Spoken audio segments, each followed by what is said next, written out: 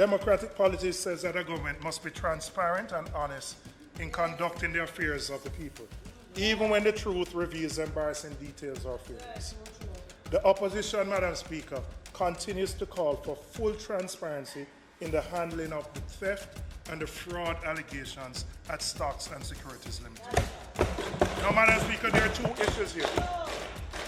There is a criminal investigation which is being led by local law enforcement with support from overseas. And let me be clear, we want nothing to impede that or interfere with that, and we are as repulsed and we are as angry about what took place, and we want those perpetrators to be brought to justice. The only thing we ask for is that law enforcement provides a regular update on the status of the investigation so that people who may have lost money know where the investigation is. But, Madam Speaker, the other side to this SSL issue is the role of the regulatory agency, the Financial Services Commission. And we do not accept that full transparency with regard to the role of the FSC will compromise the criminal investigation. We don't. So, Madam Speaker, I'm going to repeat things I've called for outside of this House. That there should be a release of all the FSC reports that were done on SSL, plus the board minutes and the reports that were done by management to the board on SSL. We are calling for the Auditor General to do an audit of the FSC to determine the appropriateness of the handling of the SSL issue. And you want to, why am I asking this? The minister has been at pains to say it has happened over 13 years, right?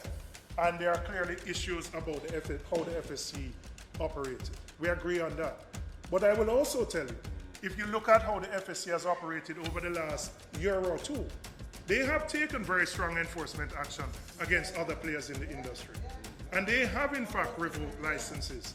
And they have in fact done things that have held companies to account. So it is important to understand why they took the action they did or why they didn't. And also for the Auditor General to determine whether they had the resources, the technical resources and the financial resources to carry out their tasks.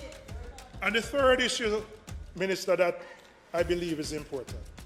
In looking at the issue of the SSL, there were government agencies who had securities with SSL. I'm not raising issues with them because I know what the nature of those securities are, and we know that they are safe. But I believe it's important for the ministry to determine for all the agencies and departments, particularly the public bodies, that they are following the ministry's guidelines with respect to investments in financial institutions. Right? And I don't know whether you have done that already to satisfy yourself, but I am calling on you to do so. That whatever those investments are, whether they are government securities, which would be more secure, or whether they are investments directly in these financial institutions, we need to know that taxpayers' monies are safe and secure, and that the guidelines that have been outlined by the Ministry of Finance are being followed.